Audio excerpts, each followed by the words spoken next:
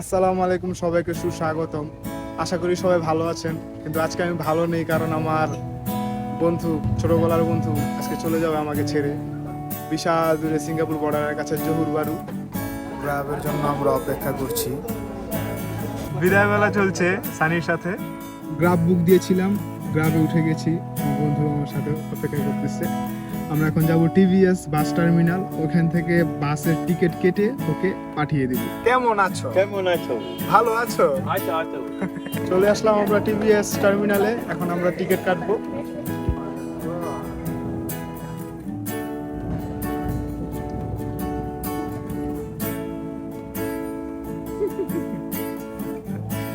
Ticket no, ticket. আমরা চলে যাচ্ছি গেট দিয়ে একদম নিচে। বিদায় বেলা আমার বন্ধু চলে যাচ্ছে।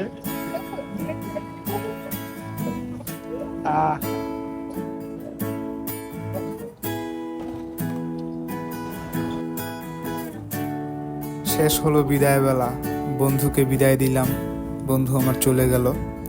তবে আমি আজকে আপনাদের একটা কাহিনী বলবো, জোড়াতালি বন্ধু মহলের কাহিনী। জোড়াতালি গ্রুপে আমরা মোট 14 জন ছিলাম। দেওয়ানবাড়ি থেকে রুদিত, এমরো, চিস্তিবাড়ি থেকে আনাস, পলক, ফয়সাল, কালিন্দিপাড়া থেকে রতন, রাফি, বণিক্যপাড়া থেকে হাসান, সাদ, অনিক, তুষার, অপূর্ব, আর আমার বাড়ি থেকে আমি আর ওমর। এই 14 জন আমরা প্রতিদিন বাড়ির সামনে বিউটি রাইস মিলসে জমিয়ে আড্ডা দিতাম।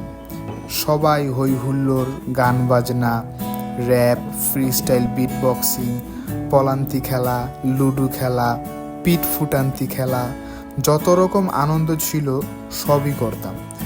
প্রতিদিন বিকেলে ফুটবল নয়তো ক্রিকেট, যে কোনো একটি না একটি খেলা হতোই। আর সন্ধ্যা নামলেই সেই রাতের জমিয়ে আড্ডা। প্রতিটি বন্ধু মহলে যেমন একটা বড় ভাই বন্ধু থাকে, আমাদেরও এমন একজন ছিল, ফাহিম ভাই। যত রকম সহায়তা লাগে উনি আমাদের করতেন, যে কোনো কিছুতে আমাদের সাপোর্ট করতেন। এভাবে আমাদের শৈশবের 10টা বছর কেটে যায়।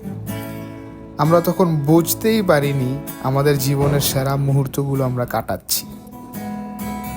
যাই হোক, প্রতিদিন যার যার মহল্লা থেকে জোড়ায় জোড়ায় সবাই এক হতাম।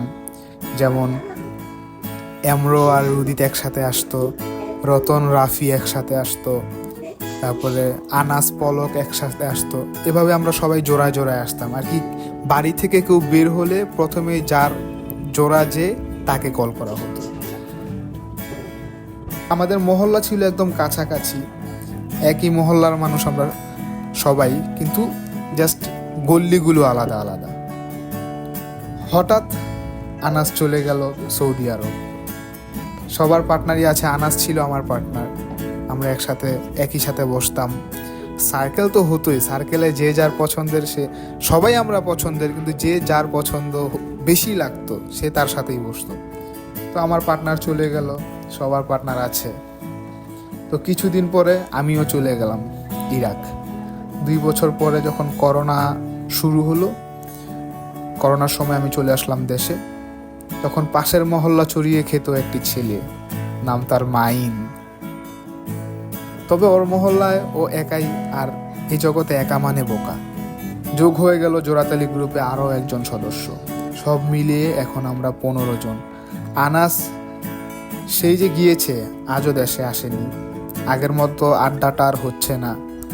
আড্ডা হচ্ছে ঠিকই, কিন্তু আড্ডা জমছে না। কিছুদিন পরে পলক চলে গেল রোমানিয়া, সাদ চলে গেল ফ্রান্স, এমরো চলে গেল গার্মেন্টস সেক্টরে, রুদিত ইম্পোর্ট এক্সপোর্টের বিজনেস খুলে নিল, অনেকে একটা পার্সোনাল কোম্পানিতে জয়েন করলো, হাসান, তুষার ফ্রিল্যান্সিং করলো, অপূর্ব সেই পুরনো মামার দোকানে। আগে যেই সারাদিন আড্ডা ছিল তা এখন চলে এসেছে মাত্র 2 ঘন্টায়। একটা সময়ে সীমাবদ্ধ হয়ে গেছে।